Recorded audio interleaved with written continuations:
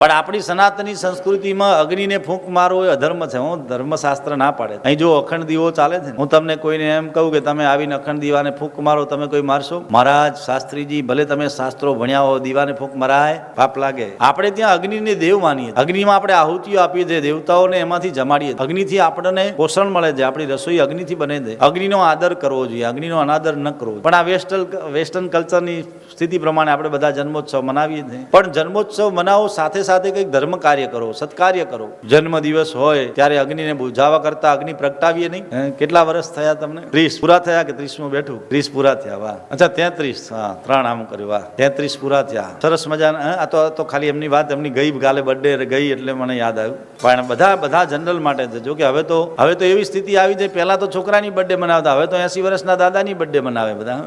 હા, પણ સારું છે, ખુશી દે. પણ એ દિવસે, જન્મદિવસે કંઈક સત્કાર્ય કરો. બાળકનો જન્મદિવસ હોય ને ત્યારે ભગવાનની પૂજા રાખો, ભગવાનને એને મંદિરે લઈ જાઓ, દેવ દર્શન કરાવો, ગાય સેવા કરાવો, બ્રાહ્મણો સંતોની સેવા કરાવો, દિન દુખિયાની વૃદ્ધાશ્રમમાં ક્યાંક જાઓ એની સેવા કરાવો. કંઈક ને કંઈક એના હાથે અને ધર્મની સંસ્કૃતિનું જ્ઞાન મળે અને ધર્મ વધે એવા કંઈ સત્કાર્યો કરો.